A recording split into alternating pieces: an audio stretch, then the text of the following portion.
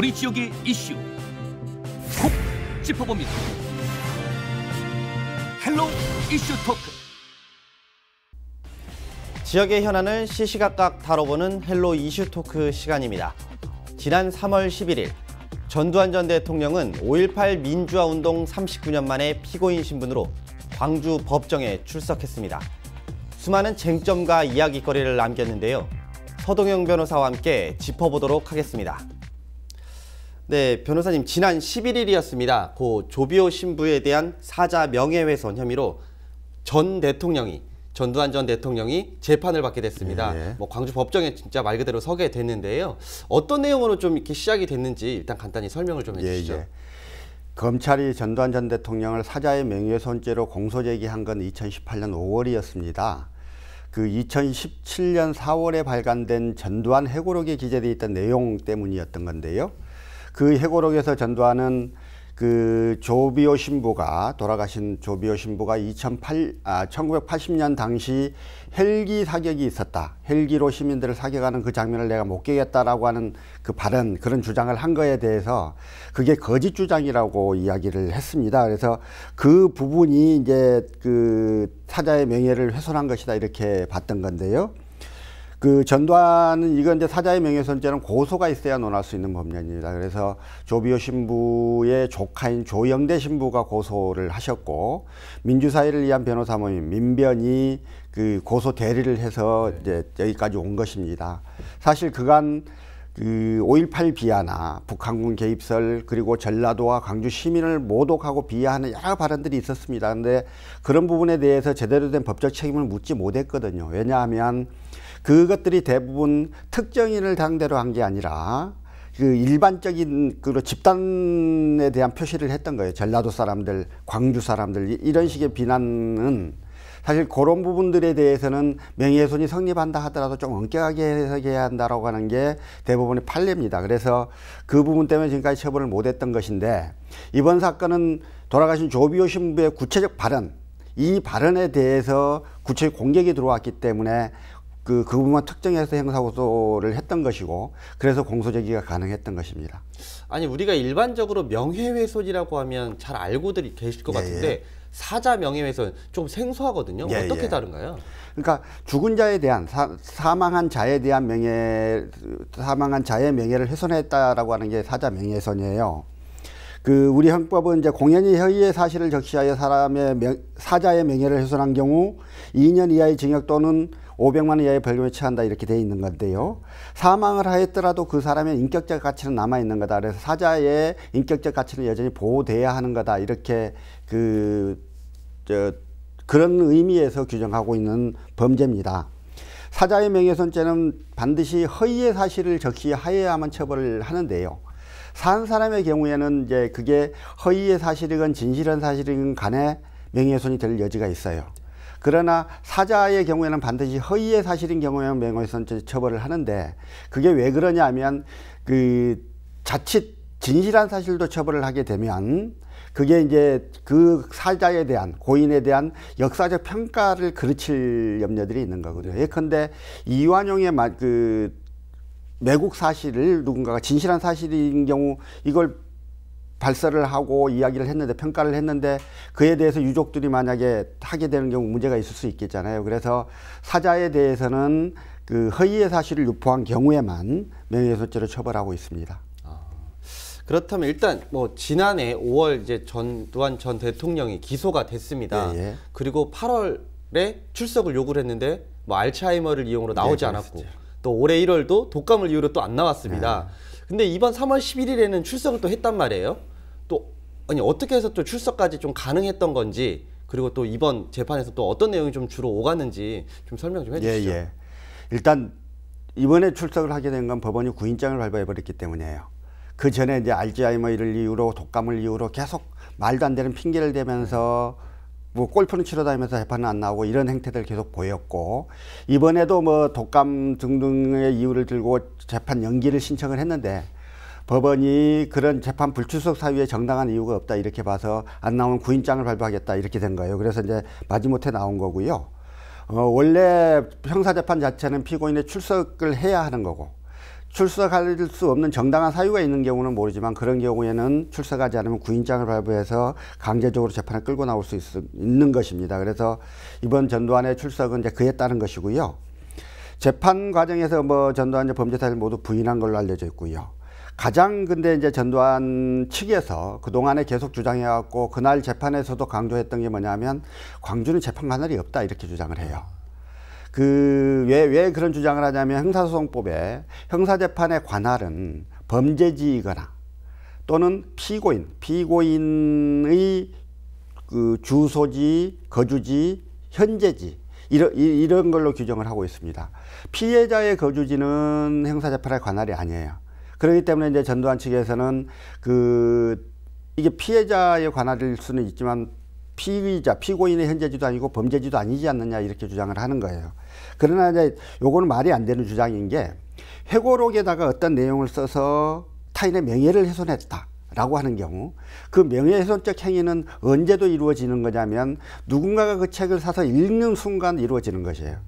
그래서 광주에서는 그 책을 본 사람이 한 사람도 없어요. 이런 게 되지 않는 한 광주도 당연히 범죄지로서 그 재판 관할에 있게 되는 거고요.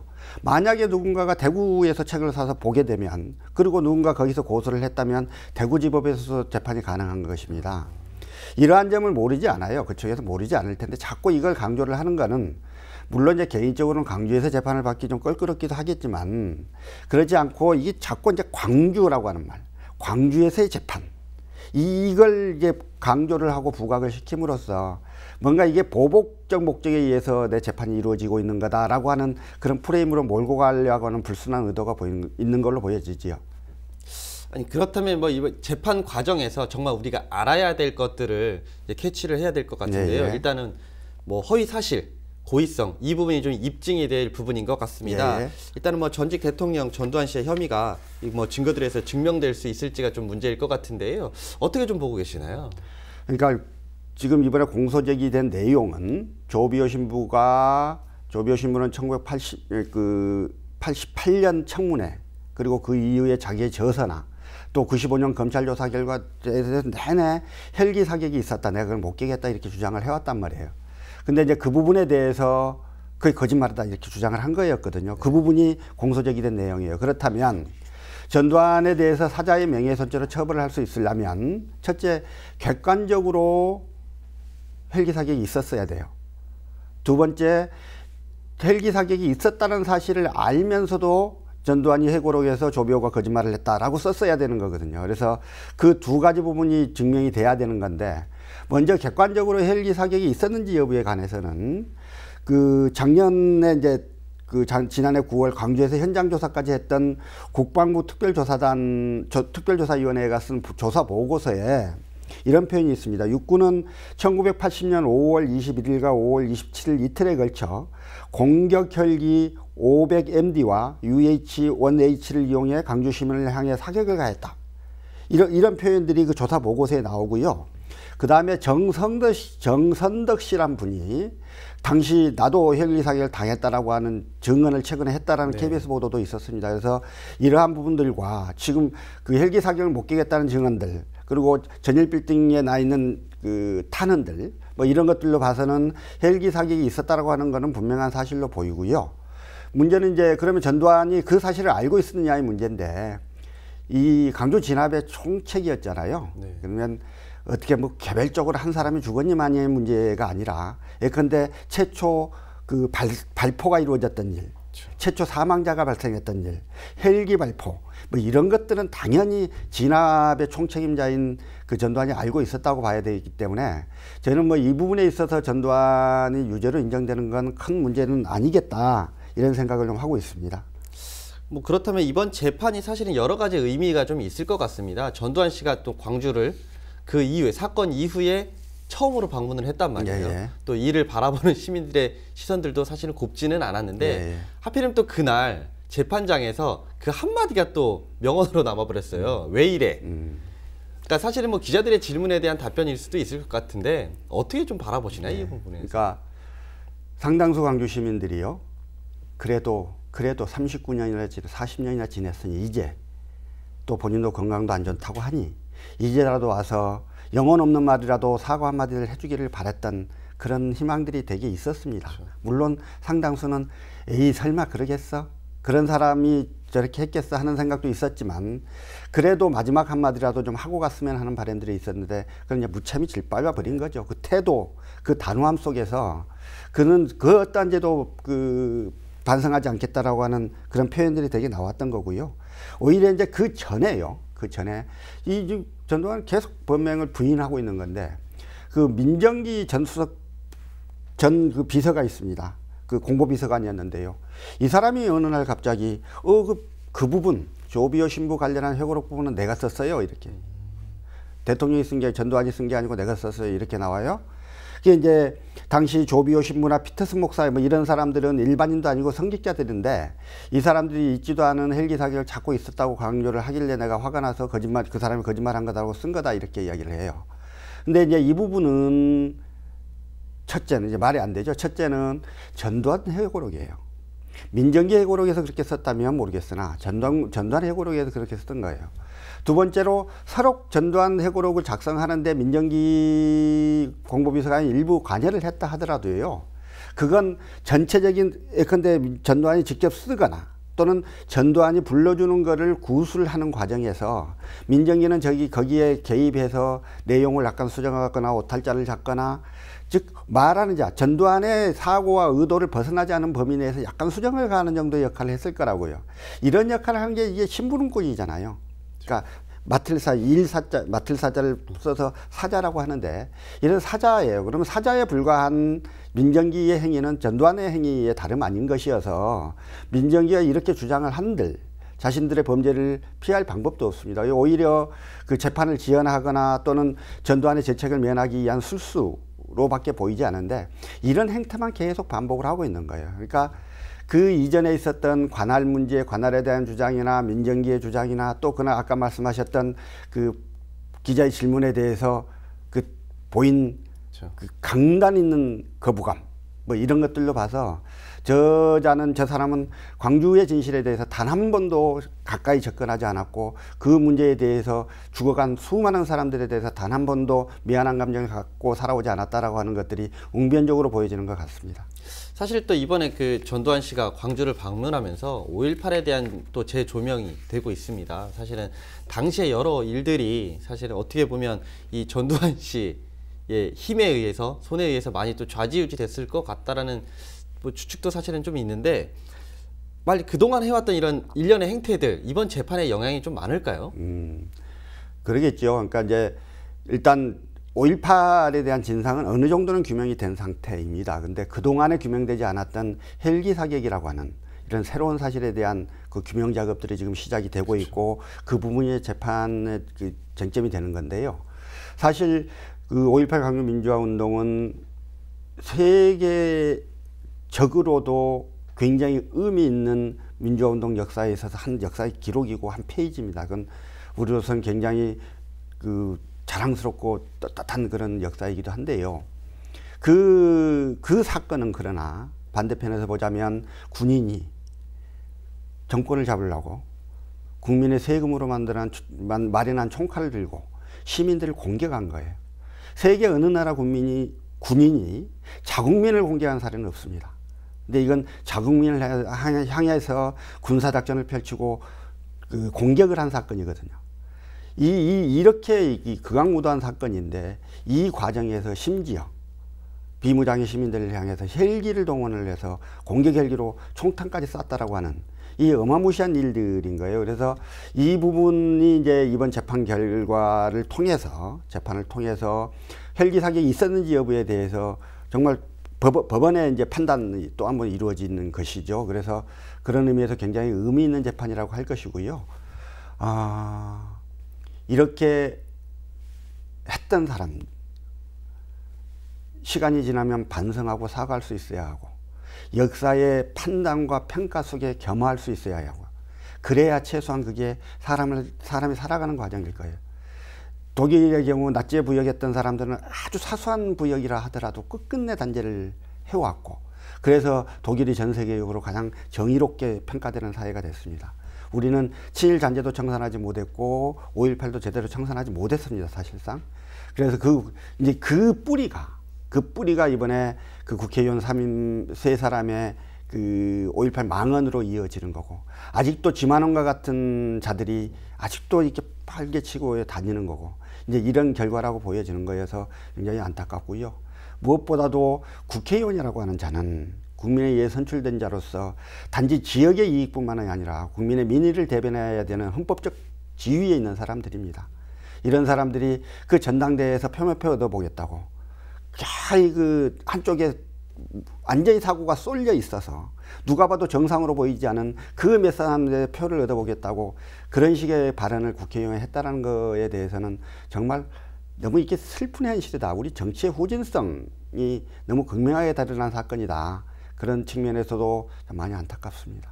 아니 뭐 이건 좀 별개의 문제일 수도 있을 것 같은데요. 그 앞서 얘기해 주셨던 그 국회의원 3인 또 이외에 그 외에 뭐 지만원 씨라든가 기타 5.18과 관련된 망언을 하신 분들이 이렇게 계시거든요. 네. 그럼 그분들에 대한 소송 진행도 가능한 거예요? 법적으로? 그러니까요. 광주에 북한군이 들어왔다라고 하면 뭔가 이제 처벌을 받으려면요. 이게 사실 명예훼손 정도일 거예요. 근데 누구의 명예훼손을 훼손했는데 이렇게 돼요. 당시에 참여했던 광주 시민 일체, 그러니까 특정되지 않아요. 그래서 범죄 피해자가 특정되지 않아서 그런 부분들을 처벌하기가 사실 어려운 거라고요. 뭐 손해배상도 마찬가지죠.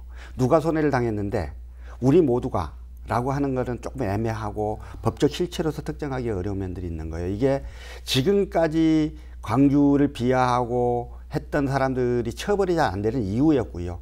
이런 부분들을 교묘하게 악용하면서 계속 지금 40년간 끌고 오고 있는 것입니다.